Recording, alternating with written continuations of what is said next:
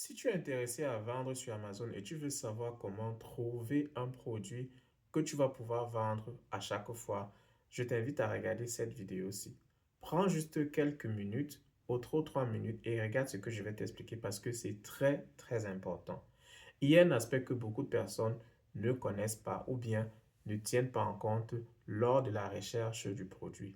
Et on ne parle pas de cela dans la plupart des formations. Je vais t'expliquer. Alors, il y a ce qu'on appelle le cycle d'un produit. Chaque produit passe par des cycles. Et ce sont des cycles connus. Et je vais te donner des exemples que tu vas toi-même voir. OK? C'est très important de suivre ça. Comme ça, quand tu vas faire ta recherche de produit, tu n'auras plus peur et tu sauras exactement où te lancer. Alors, voici en fait comment ça se présente. Chaque produit passe par ce style de cycle-ci là. Alors, je vais mettre une ligne ici au milieu. Alors, déjà, premièrement, ce qu'il faut savoir, c'est que ici, généralement, c'est la phase de lancement. Ça, c'est quand un produit vient de commencer. Ici, à la phase de lancement, le produit est encore nouveau, les clients ne connaissent pas et il y a peu de concurrence, peu de personnes. Quand vous lancez vous lancez un produit qui est à la phase de lancement, vous n'allez pas faire beaucoup de ventes parce que les gens viennent à peine de découvrir. Mais une chose qui est bien, c'est que vous allez faire des ventes sur la durée. Alors, ce qui se passe ici, c'est qu'il y a peu de vendeurs, peu de concurrence. Alors, maintenant, il y a la deuxième phase et que je vais situer ici. Et c'est la phase de croissance. J'espère que vous voyez bien mon écran. C'est la phase de croissance.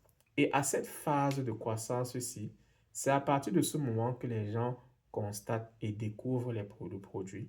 Et les gens, comme les concurrents, les gens commencent, donc les vendeurs commencent à entrer dans la niche. Les clients achètent énormément, ils sont intéressés par le produit. Les ventes vraiment augmentent à cette période-ci. Si vous entrez dans le marché, vous trouvez un produit qui est à cette deuxième phase, vous allez également faire des ventes. OK? Vous allez aussi faire des bonnes ventes. Par contre, quelqu'un qui a commencé, qui est entré dans la phase 1, il va faire des ventes crescendo et il va faire de très bonnes ventes ici et il va dominer le marché. Alors, il y a la troisième phase qui est la phase de saturation. Donc, je ne veux pas dire saturation, la phase de maturité, cycle de maturité. Et c'est la phase 3. À partir de ce stade-ci, c'est malheureusement là où beaucoup de nouveaux vendeurs qui veulent se lancer dans le e-commerce et surtout sur Amazon font l'erreur. Ils entrent toujours à cette phase-ci. Et pourquoi cette phase-ci n'est pas bien? Parce que beaucoup de vendeurs ont découvert que c'est un produit qui se vend bien. C'est peut-être à ce moment-là que vous allez entendre des personnes parler sur YouTube que voici tel produit, les 10 meilleurs produits et tout. Il faut savoir que lorsque vous entendez déjà parler beaucoup d'un produit, c'est déjà un peu tard, ok? Parce que les gens ont déjà, beaucoup de vendeurs sont déjà entrés et ils commencent déjà à mettre leur marque.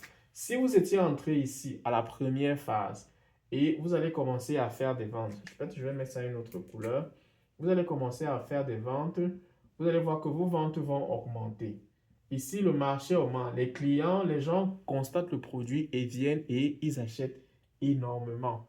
Vous allez faire des ventes. Mais ici, à la phase de maturité, seuls ceux qui ont commencé à la phase 1 et la phase 2 vont mieux s'en sortir. Parce que sur Amazon, vu que vous êtes déjà là depuis longtemps, vous allez pouvoir avoir une dominance sur le marché. Ça, c'est déjà une première chose. Vous allez avoir un bon ranking.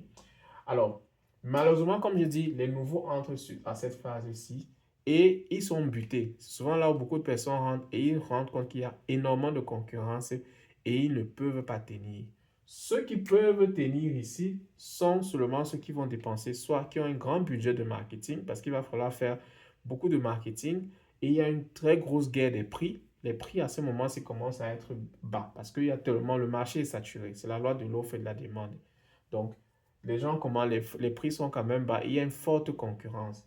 Alors, il faut avoir un gros budget de marketing et aussi, ceux qui s'en sortent à cette phase, ce sont ceux qui ont des marques.